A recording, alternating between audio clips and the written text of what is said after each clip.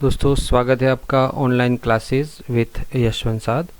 हम पढ़ रहे हैं कक्षा 12वीं की इतिहास का दूसरा चैप्टर, जिसमें हमने जो भी पढ़ लिया एक बार फिर से नज़र कर लेते हैं उस पर कि हमने क्या क्या पढ़ा इस पाठ में।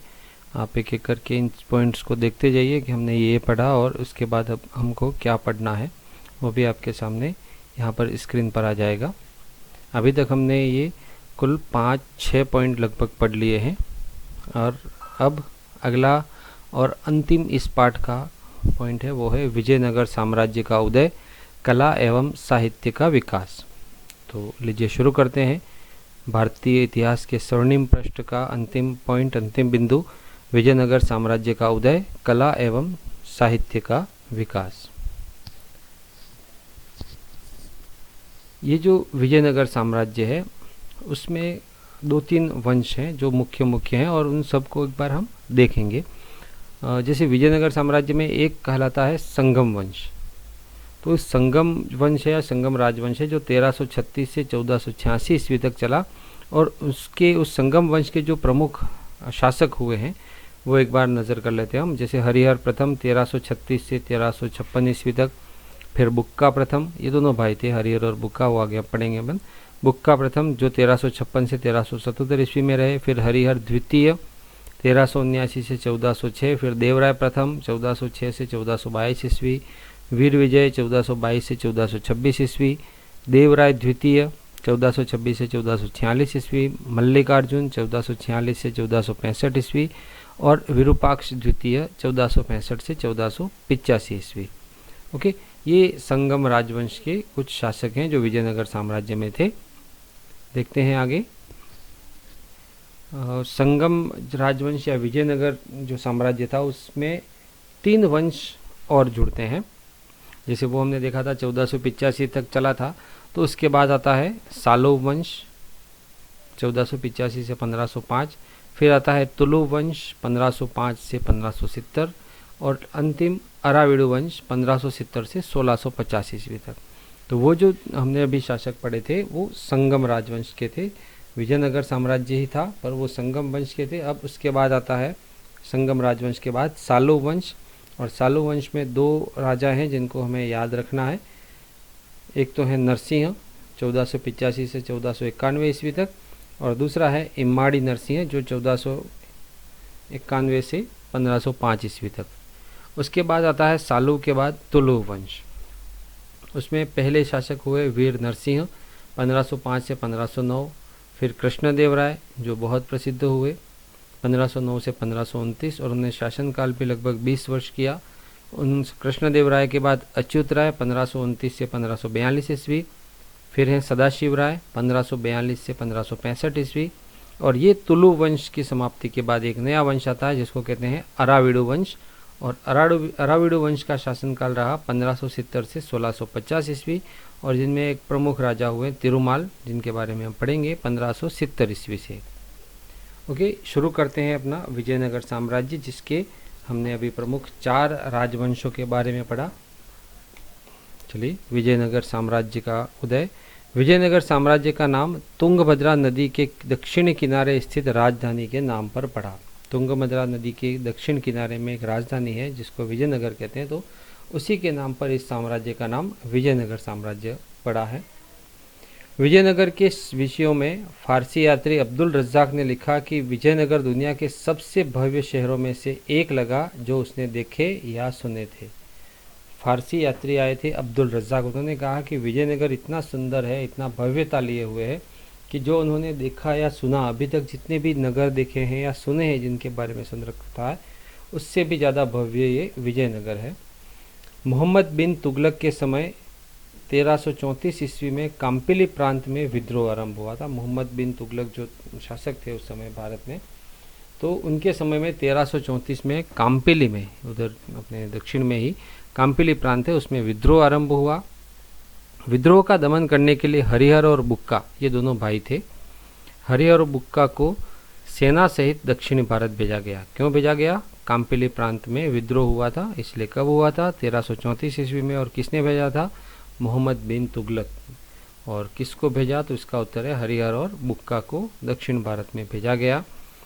दक्षिण में आकर उन्होंने स्वतंत्र सत्ता ग्रहण कर ली और पुनः हिंदू धर्म स्वीकार कर लिया। और उनके बारे में ये कहा जाता है कि जब तक वो मोहम्मद बिन तुगलक के साथ में थे तो उनको धर्म परिवर्तन करवा दिया गया था, लेकिन जब जैसे ही वो दक्षिण में आ गए वापस, तो उन्होंने स्वतंत्र सत्ता ग्रहण कर ली, यानी स्वयं वहाँ का आधिपत्य ले लिया, शासक बन गए और पुनः हिंदू धर्म स्वीकार कर लिया। आए थे वो काम्पिली प्रांत में विद्रोह को दबाने के लिए, पर यहाँ पर आकर के स्वतंत्र सत्ता ग्रहण कर ली। इनके गुरु विद्यारण्य संत के आशीर्वाद से, हरिहर और बुक्का के गुरु का नाम था विद्यारण्य संत, इनके आशीर्वाद से विजयनगर साम्राज्य की नींव डाली। ये विजयनगर साम्राज्य की नींव डालने वाले थे हरिहर और बुक्का। साथ ही अपने पिता संगम के नाम पर संगम राजवंश की स्थापना भी की। तो हरिहर और बुक्का और उनके अलावा 3 और भाई थे, कुल 5 भाई थे ये। तो उन 5 भाइयों के पिता का नाम था संगम, और इसी संगम नाम, उनके पिता के नाम से ये राजवंश कहलाता है संगम राजवंश। तो हरिहर और बुक्का आए थे मोहम्मद बिन तुगलक के भेजे जाने पर यहाँ दक्षिण में आकर के उन्होंने विजयनगर साम्राज्य की स्थापना की, और जो वंश चला वो संगम वंश के नाम पे है, और संगम है वो हरिहर और बुक्का जैसे कुल 5 भाइयों के पिता का नाम है, संगम। ये है विजयनगर साम्राज्य। उसके पास ये बीजापुर है, ये बिदर है, ये गोलकुंडा है, ठीक है ना, ये ध्यान में रखना। ये कहाँ पर है, ये बहमनी साम्राज्य है। ये आपने कक्षा 10वीं में अगर ध्यान हो तो ये पढ़ा है, बहमनी साम्राज्य और ये विजयनगर साम्राज्य दोनों, और जो उनमें जो भी संबंध हुआ करते थे वो सब हमने कक्षा 10th में पढ़ा है। और अगर आपको नहीं भी याद हो तो भी एक बार अगर 10th की बुक देख लेंगे तो आपको पता पड़ जाएगा कि हाँ या वहाँ पर भी था ये। ओके, तो ये है विजयनगर साम्राज्य जो दक्षिण भारत में है और जिनकी स्थापना हरिहर और बुक्का नामक 2 भाइयों ने की थी। संगम राजवंश जो चला 1336 से 1485-1486 ईस्वी तक। हरिहर प्रथम और बुक्का दोनों भाइयों ने सम्राट और महाराजाधिराज की उपाधियां धारण नहीं की। हरिहर प्रथम और बुक्का इन दोनों ने कभी भी सम्राट या महाराजाधिराज की उपाधि धारण नहीं की, वरना हमने गुप्त शासन काल में श्रीगुप्त के बारे में ही पढ़ा था कि उसने गुप्त साम्राज्य की स्थापना की और उपाधि धारण की। ठीक है ना, ऐसे कई राजा हुए हैं। चोलों में भी हमने देखा था गंगे कोंड चोलपुरम और मधुरै कोंड चोलपुरम। तो ये जितने भी राजा हुए इन सभी ने उपाधियां धारण की, पर हरिहर और बुक्का ने कोई उपाधि धारण नहीं की थी। पहला है हरिहर प्रथम 1336 से 1356 ईस्वी। इस संगम वंश के प्रथम शासक ने अनगोंडी के स्थान पर नवीन नगर विजयनगर को अपनी राजधानी बनाया था। ठीक है, ये हमने पहले ही पढ़ा था कि इस साम्राज्य को इसलिए विजयनगर साम्राज्य कहते हैं, इस शहर के नाम से, विजयनगर के नाम से। तो इन्होंने अपनी राजधानी विजयनगर बनाई थी। उसने होयसल को अपने राज्य में मिलाया और कदम्ब और मदुरा पर विजय प्राप्त की। मदुरा हमारे कई जगह पर आया, पहले भी चोलो प्रशासन में भी हमने देखा था। तो यहाँ पर भी उसने होयसल को अपने राज्य में मिलाया और कदम्ब और मदुरा पर भी विजय प्राप्त की। उसने राज्य में कृषि विकास के कार्य किए। जो हरिहर प्रथम हुए हैं उन्होंने अपने राज्य में खेती के विकास के कई कार्य किए। लगभग इसी समय बहमनी राज्य की स्थापना हुई, जो अभी अपन ने मैप में देखा था। विजयनगर के उत्तर में बहमनी राज्य की स्थापना हुई और दक्षिण भारत में प्रभुत्व का संघर्ष आरंभ हुआ। क्यों हुआ? क्योंकि इधर विजयनगर साम्राज्य था और उधर बहमनी साम्राज्य था। तो विजयनगर अपनी महत्वाकांक्षा में आगे बढ़ना चाहते थे, बहमनी वाले अपनी महत्वाकांक्षा में आगे बढ़ना चाहते थे। तो इसीलिए दक्षिण भारत में प्रभुत्व का संघर्ष आरंभ हुआ। जब जैसे ही बहमनी राज्य की स्थापना हुई, 2 बड़े साम्राज्य बन गए। अगले हैं बुक्का प्रथम 1356 से 1377 ईस्वी तक। इनके पहले इनके भाई थे हरिहर। हरिहर का उत्तराधिकारी बुक्का प्रथम सिंहासन पर बैठा।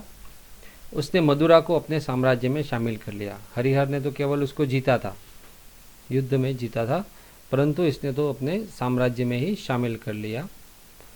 बुक्का ने ही कृष्णा नदी को बहमनी और विजयनगर साम्राज्य के मध्य की सीमा माना। और बुक्का ने माना कि रोज रोज की लड़ाई से बेहतर है कि एक सीमा निर्धारण कर ली जाए। तो वो सीमा बनी थी कृष्णा नदी विजयनगर साम्राज्य और बहमनी साम्राज्य के बीच की। बुक्का ने वेद मार्ग प्रतिष्ठापक की उपाधि धारण की। कोई राजा महाराजाधिराज या ऐसे कोई नहीं, उन्होंने वेद मार्ग प्रतिष्ठापक की उपाधि धारण की। फिर आए तीसरे राजा हरिहर द्वितीय 1379 से 1406 ईस्वी तक। यह बुक्का प्रथम का पुत्र था। हरिहर और बुक्का जो दो भाई थे वो क्रमशः बने। फिर उसके बाद उनका जो छोटा बुक्का था उसका पुत्र था, प्रथम पुत्र, जिसने रेड्डी शासकों और वारंगल के राजा को पराजित किया। उसने बेलगांव और गोवा के क्षेत्र जीते तथा श्रीलंका के उत्तरी भाग में सैनिक अभियान किए। उस समय जो सिंहल द्वीप कहलाता था श्रीलंका, उसके उत्तरी भाग में भी सैनिक अभियान किया और बेलगांव और गोवा के क्षेत्र भी जीते। इसके साथ ही कनारा, त्रिचनापल्ली, कांची और चिगलपुर को भी जीत लिया हरिहर द्वितीय ने। उसने महाराजाधिराज और राज परमेश्वर की उपाधि धारण की। अब हरिहर और बुक्का के बाद ये भाई साहब आए हैं जिन्होंने महाराजाधिराज और राज परमेश्वर की उपाधि धारण की। इसके पहले हरिहर और बुक्का ने ऐसी कोई महाराजाधिराज या राज परमेश्वर जैसी उपाधि धारण नहीं की थी।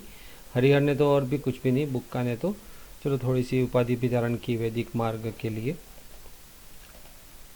अगले राजा हैं देवराय प्रथम, 1406 ईस्वी से 1422 ईस्वी तक।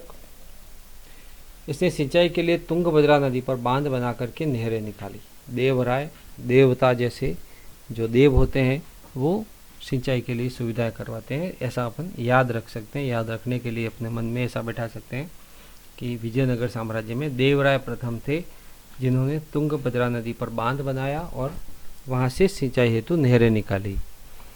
इसके समय ही इटली का यात्री निकोलो कांटी विजयनगर में आया था। इनके समय में इटली का यात्री जो था निकोलो कांटी, वो देवराय के प्रथम में विजयनगर आया था। अगले हैं वीर विजय, 1422 से 1426 ईस्वी तक। 1422 में देवराय प्रथम की मृत्यु के बाद वीर विजय शासक बने थे। इसके समय में बहमनी शासक फिरोज शाह से युद्ध हुआ जिसमें वह पराजित हो गया। फिरोज शाह बहमनी जो उसके पास में ही है विजयनगर के उत्तर में, तो उससे युद्ध हुआ और वो पराजित हो गया इसमें। अगले राजा हैं देवराय द्वितीय, 1426 से 1446 ईस्वी। वीर विजय का यह पुत्र वंश के महान शासकों में से एक था जिसे इमाड़ी देवराय भी कहा जाता है।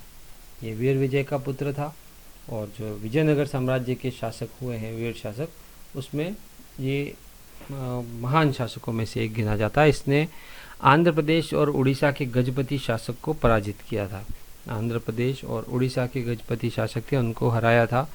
यह विद्या और विद्वानों का संरक्षक भी था। देवराय द्वितीय विद्या और विद्वानों का संरक्षक था। उसके दरबार में तेलुगु कवि श्रीनाथ भी रहा। ठीक है, तो तेलुगु कवि श्रीनाथ किसके दरबार में था? देवराय द्वितीय के दरबार में। और कौन से वंश में? तो वो था संगम राजवंश और विजयनगर साम्राज्य। फारसी राजदूत अब्दुल रज्जाक देवराय द्वितीय के समय विजयनगर आया था। ये अब इनका एक कंटेंट भी है कि ऐसा कहीं पर हमने नहीं देखे विजयनगर जैसे, कई हमने शहर देख लिए परंतु विजयनगर जैसा नहीं देखा। ऐसा जिसने कहा था फारसी राजदूत अब्दुल रज्जाक, वो देवराय द्वितीय के समय में विजयनगर में आए थे। देवराय ने मुसलमानों को मस्जिद निर्माण की स्वतंत्रता दे रखी थी। ये उस समय भी धर्म सहिष्णुता अभी भी जीवित थी कि उन्होंने मुसलमानों को भी मस्जिद निर्माण की स्वतंत्रता दे रखी थी। देवराय द्वितीय को गजबेटकर का अर्थ होता है हाथियों का शिकारी, तो देवराय द्वितीय को हाथियों का शिकारी या गजबेटकर भी कहा जाता है। इसने संस्कृत ग्रंथ महानाटक, सुधानिधि और ब्रह्मसूत्र पर एक भाष्य लिखा था। जैसे टीकाएं और भाष्य जो भी ग्रंथ होते हैं उनके ऊपर उनके विश्लेषण के लिए लिखी जाती हैं। तो देवराय द्वितीय ने भी एक भाष्य लिखा और वो था महानाटक, सुधानिधि और ब्रह्मसूत्र, उसके ऊपर भाष्य लिखा था। इसकी मृत्यु के बाद संगम वंश का पतन अब तीव्र गति से हुआ। देवराय द्वितीय की जब मृत्यु हो गई तो उसके बाद संगम वंश का पतन तेजी से होने लगा।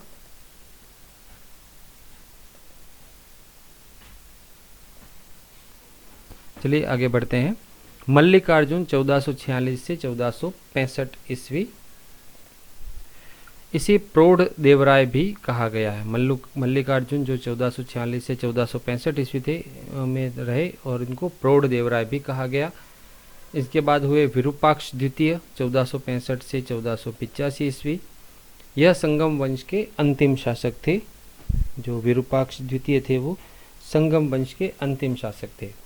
विक्टन के समय चंद्रगिरी के गवर्नर सालुव नरसिंह ने विजयनगर राज्य की रक्षा की। और जब ये संगम राजवंश के जो भी राजा थे वो कमज़ोर होते गए तो जब विघटन हो रहा था तो उस समय चंद्रगिरी के गवर्नर थे सालू नरसिंह, उन्होंने विजयनगर राज्य की रक्षा की थी। ठीक है, ये जो संगम राजवंश हम पढ़ रहे हैं उसके अंत में ये एक व्यक्ति हैं सालू नरसिंह, इनका नाम याद रखिएगा क्योंकि ये आगे आने वाले हैं। तो चंद्रगिरी के गवर्नर सालू नरसिंह थे, इन्होंने विजयनगर राज्य की रक्षा की। विरूपाक्ष की मृत्यु के बाद अराजकता फैल गई और इसके कारण फिर सालू नरसिंह राजगद्दी पर बैठ गए। ठीक है, ये गवर्नर थे चंद्रगिरी के जिन्होंने विजयनगर साम्राज्य की रक्षा की थी, परंतु विरूपाक्ष की मृत्यु हो गई तो उसके बाद जो अराजकता फैल गई थी उसको कम करने के लिए, संभालने के लिए सालू नरसिंह स्वयं राजगद्दी पर बैठ गए थे। तो ये जो नरसिंह हैं, सालू नरसिंह, उनके नाम से ही ये नया वंश आता है। अब सालू वंश 1485 से 1505, ज़्यादा समय तक नहीं चलता, 15 और 5 20 साल और ज़्यादा नहीं। नरसिंह 1485 से 1491 मात्र 6 वर्ष शासन किया। नरसिंह सालू ने आंतरिक शक्ति की बहाली के लिए प्रयत्न किए क्योंकि अराजकता उस समय फैली हुई थी। उड़ीसा के शासक पुरुषोत्तम गजपति ने युद्ध में पराजित करके उसे बंदी बना लिया, क्योंकि हमने अभी थोड़ी देर पहले ही पढ़ा था कि आंध्र प्रदेश और उड़ीसा के साथ युद्ध हुए थे और उनको हराया था। तो उड़ीसा ने फिर से युद्ध किया और यहाँ पर नरसिंह को बंदी बना लिया। राज्य के कुछ क्षेत्रों को गजपतियों को सौंपकर वह पुनः स्वतंत्र हो गया। नरसिंह ने क्या किया कि कुछ क्षेत्र, उस विजयनगर के जो कुछ क्षेत्र थे उन क्षेत्रों को दे दिया और फिर से वो आज़ाद हो गया, परंतु 1491 में उसकी मृत्यु हो गई। तो उसके बाद 1491 के बाद नए राजा आते हैं सालू वंश के, वो हैं इम्माड़ी नरसिंह। यह अल्प आयु में शासक बना, इसलिए संरक्षक के रूप में नरसा नायक की नियुक्ति हुई। अब ये जो भाई साहब थे वो उनकी आयु कम थी, तो इसलिए संरक्षक के रूप में नरसा नायक रहे उनके साथ में देख रेख के लिए। नरसा नायक ने बीजापुर, बीदर, चोल, पांड्य और चेर राज्यों के विरुद्ध सफलता प्राप्त की और उड़ीसा के गजपति शासकों को भी हराया। ये हमने मैप में जो देखा था, बीजापुर, बीदर और ये फिर उधर उड़ीसा को फिर से पहले हराया, फिर बीच में उड़ीसा ने इनको हराया, अब उड़ीसा को वापस, उड़ीसा के शासकों को वापस हराया।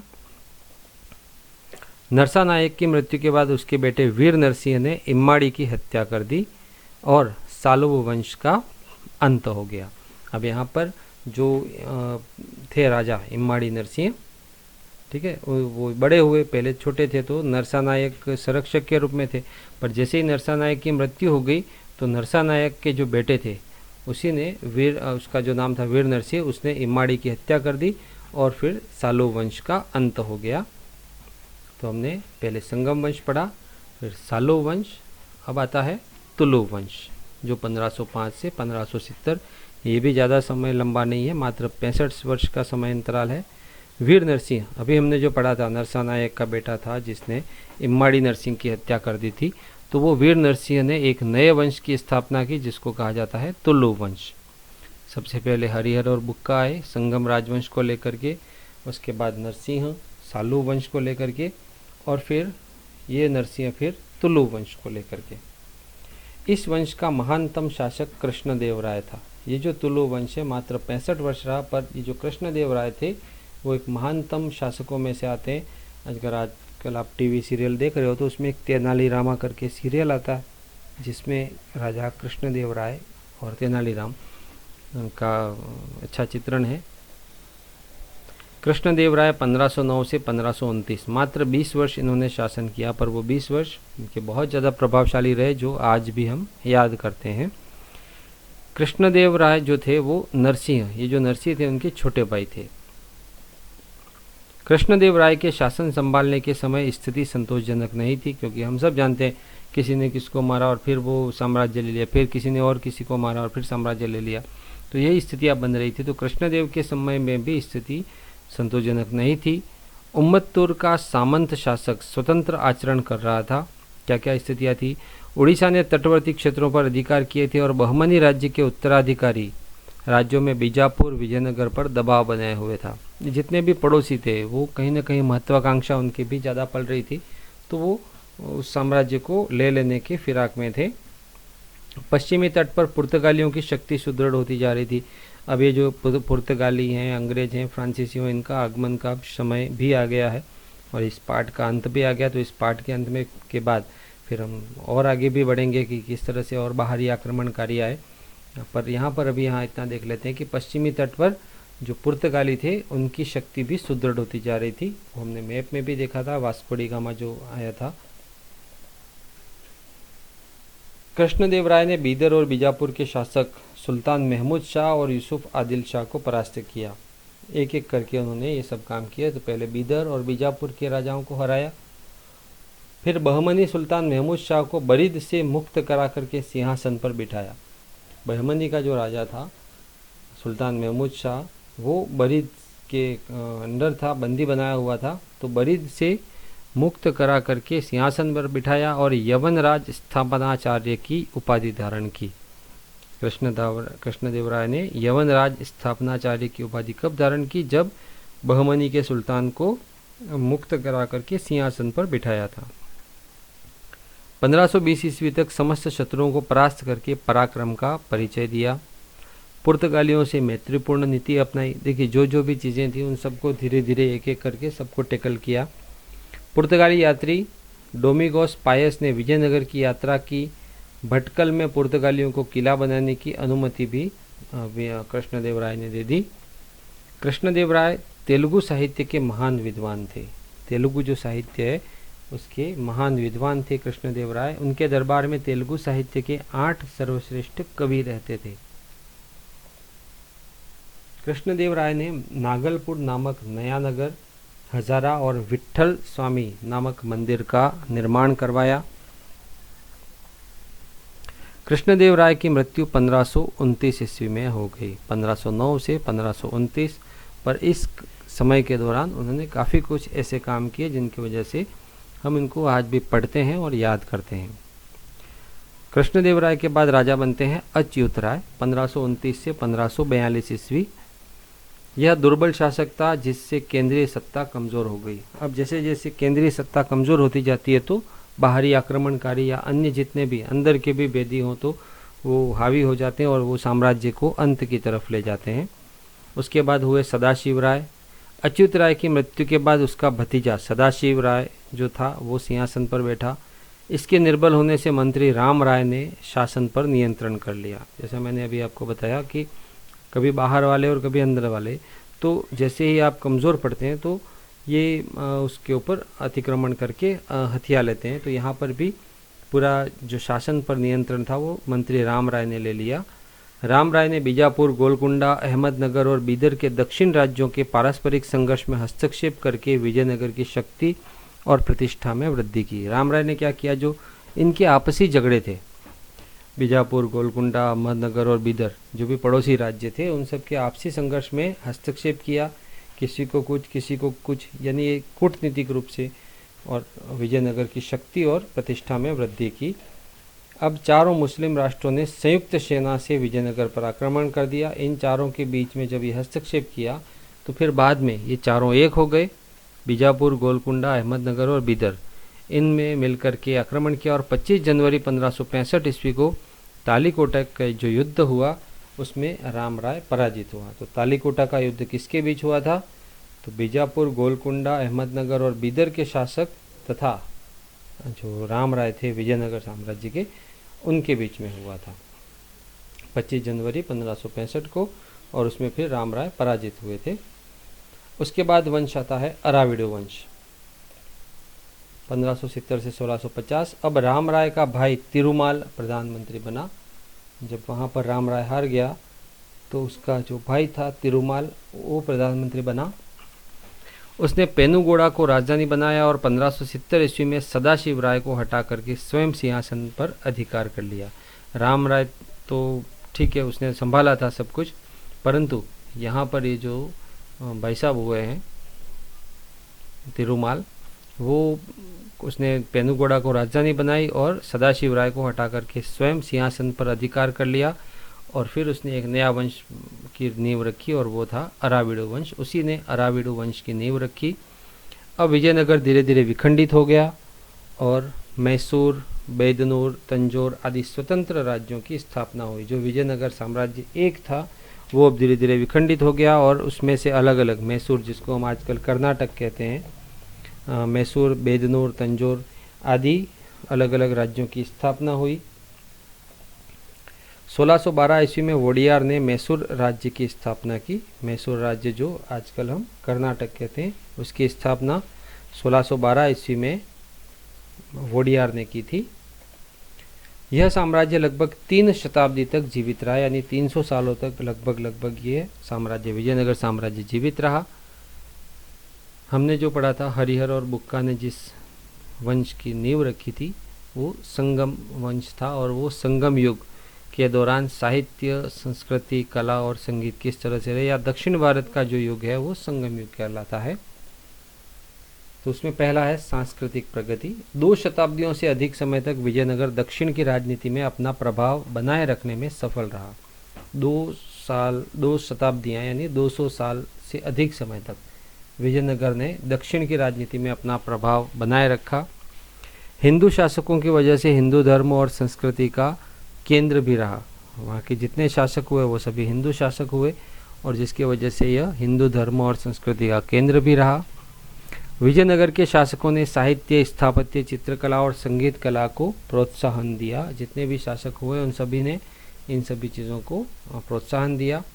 साहित्य का विकास, बुक्का प्रथम ने अनेक धार्मिक रचनाओं के लेखन में योगदान दिया। बुक्का जो प्रथम थे उन्होंने संगम वंश की थे ये, तो धार्मिक रचनाओं के लेखन में योगदान दिया। सायण के नेतृत्व में एक मंडल ने चारों वेदों की संहिता लिखी। ब्राह्मण ग्रंथ और आरण्यक जो भी थे उसके ऊपर भाष्य लिखे। ठीक है, सायण जो थे उनके नेतृत्व में संहिता, ब्राह्मण ग्रंथ और आरण्यक जो हैं वैदिक धर्म के, उसके ऊपर भाष्य लिखे गए। कृष्णदेव राय के संरक्षण में ईश्वर दीक्षित ने हे मुकुट नामक महाकाव्य पर 2 टीकाएं लिखी। अगस्त्य ने भी कई काव्यों की रचना की, और कृष्णदेव के मंत्री सालुआ तिम्मर ने उसी पर टीका भी लिखी। ये जो ऋषि अगस्त्य हैं उन्होंने भी कई काव्य लिखे, और कृष्णदेव के मंत्री थे सालुआ तिम्मर, उसी पर टीका भी लिखी। कृष्णदेव स्वयं कवि और लेखक था, जिसकी संस्कृत और तेलुगु भाषाओं में प्रवीणता थी। हमने तेलुगु भाषा में तो पहले ही देखा था, अब एक और नई भाषा भी जुड़ गई इनके साथ, संस्कृत। तो संस्कृत और तेलुगु भाषा में प्रवीणता थी कृष्णदेव की।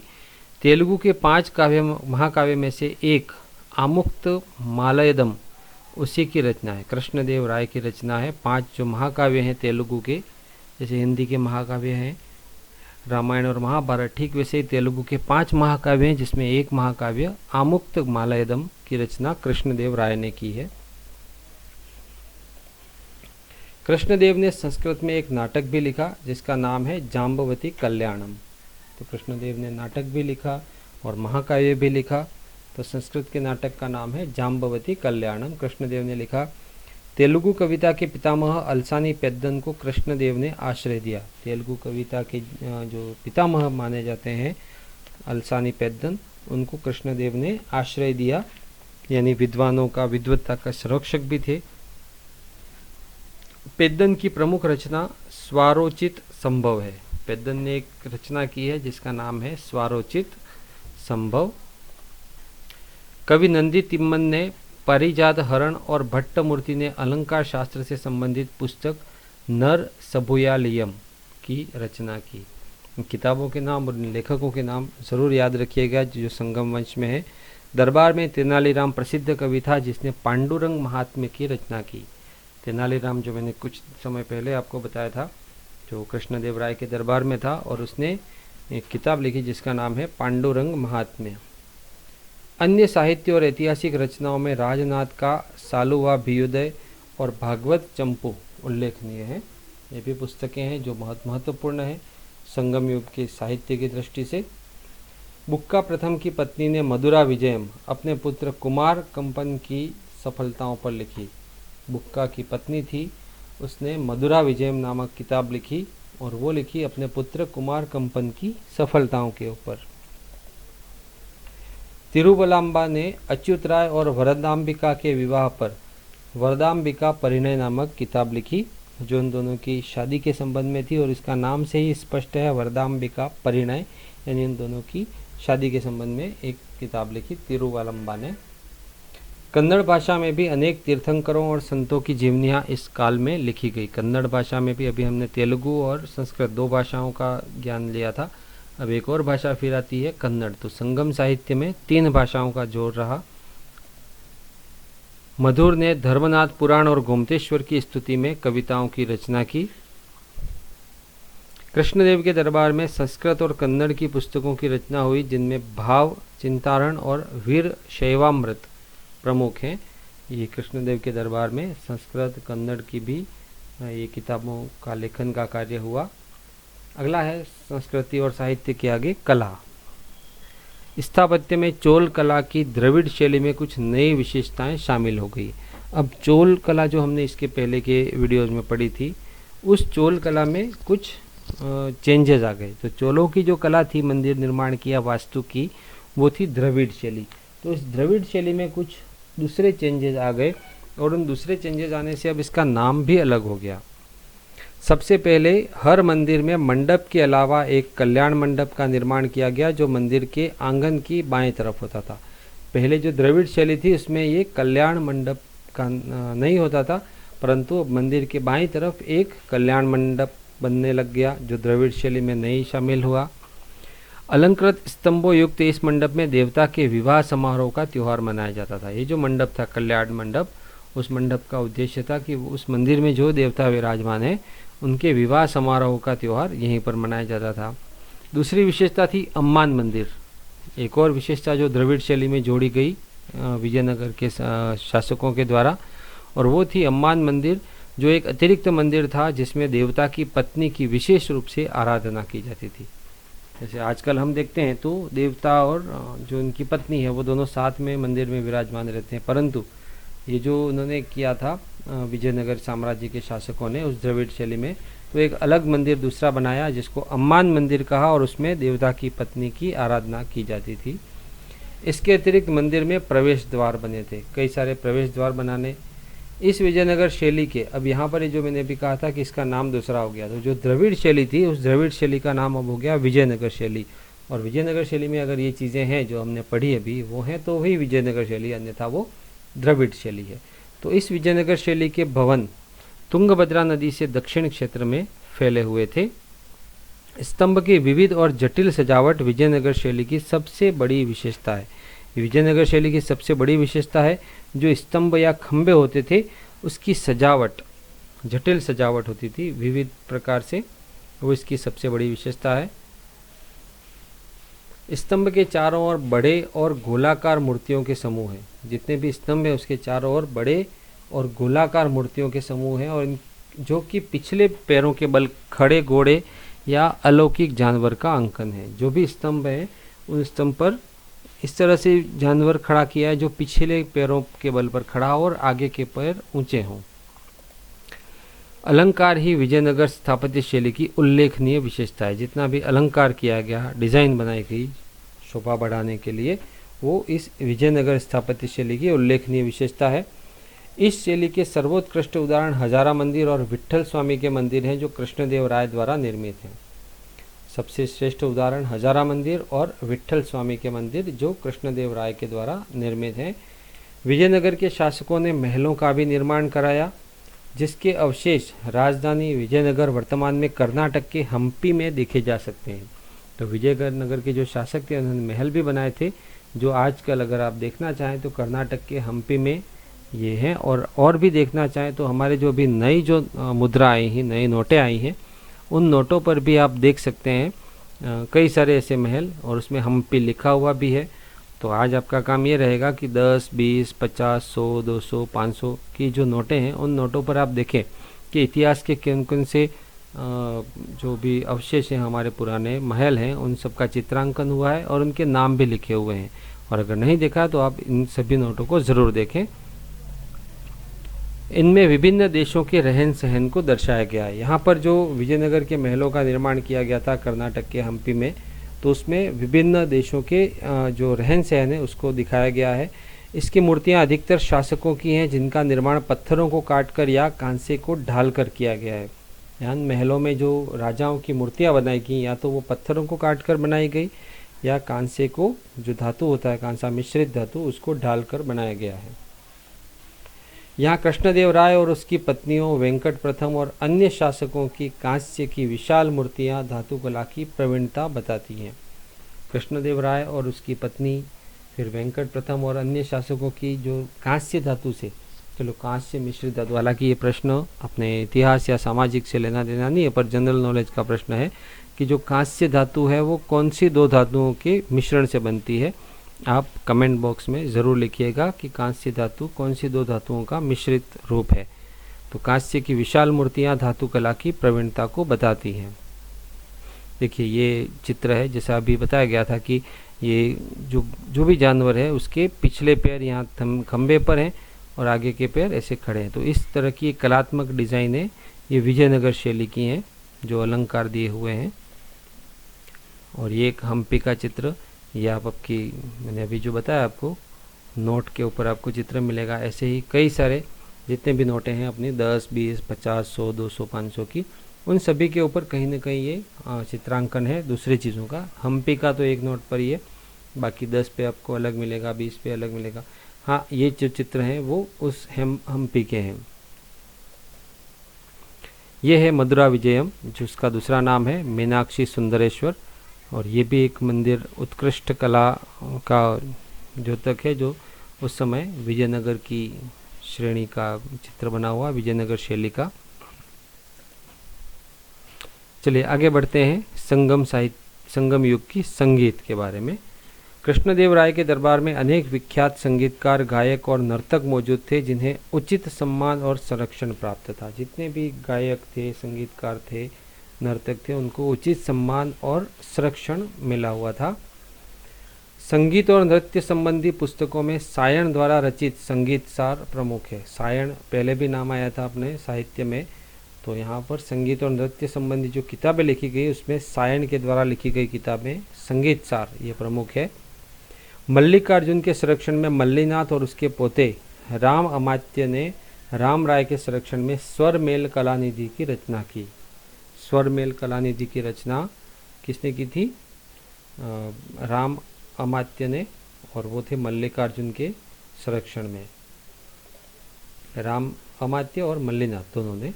देवराय द्वितीय के दरबार में संगीतकार लक्ष्मी नारायण ने संगीत सर्वोदय पुस्तक की रचना की। संगीतकार लक्ष्मी नारायण, यह तो आपको इजीली याद रह जाएगा क्योंकि हमारे एक संगीतकार हुए हैं बहुत ही प्रसिद्ध संगीतकार लक्ष्मीकांत प्यारेलाल। तो ठीक वैसे ही देवराय द्वितीय के दरबार में संगीतकार लक्ष्मी नारायण ने संगीत सर्वोदय नामक पुस्तक की रचना की थी। अतः विजयनगर साम्राज्य के काल में दक्षिण भारत में पूर्व काल की परंपराओं को बनाए रखने के साथ साथ नई सांस्कृतिक गतिविधियों को भी प्रोत्साहन दिया गया। ये विजयनगर साम्राज्य था जो हमने पढ़ा। आपको एक बार फिर से मैं याद दिला दूं, जो हमने इस भारतीय इतिहास के स्वर्णिम पृष्ठ पाठ में जो भी पढ़ा है या अभी जो हमने वीडियो में देखा, विजयनगर साम्राज्य का संगम राजवंश के शासक, फिर अगले जो शासक आते हैं वो हैं तीन वंश, सालू वंश, तुलु वंश और अराविडु वंश, और उसमें प्रमुख तुलु वंश के कृष्णदेव राय जिनके बारे में अभी हमने पढ़ा। तो ये जो दूसरा चैप्टर था हमारा भारतीय इतिहास के स्वर्णिम पृष्ठ, उसमें हमने जो पढ़ा मौर्य साम्राज्य, गुप्त साम्राज्य, फिर गुप्त साम्राज्य की स्थिति, फिर हर्ष, फिर चोल प्रशासन, फिर कल्हण की राज तरंगिणी, और अंतिम पढ़ा विजयनगर साम्राज्य का उदय, कला एवं साहित्य का विकास। तो मिलते हैं अब आपको अगले चैप्टर के साथ। तब तक के लिए कमेंट, लाइक, शेयर और सब्सक्राइब ज़रूर कीजिएगा और अपना अध्ययन शुरू रखिएगा क्योंकि पढ़ाई करना बहुत ज़रूरी है। चाहे आप कक्षा 12th में पढ़ रहे हैं या कोई कंपटीशन का एग्ज़ाम कर रहे हैं, पर पढ़ाई निरंतर रखिएगा। धन्यवाद।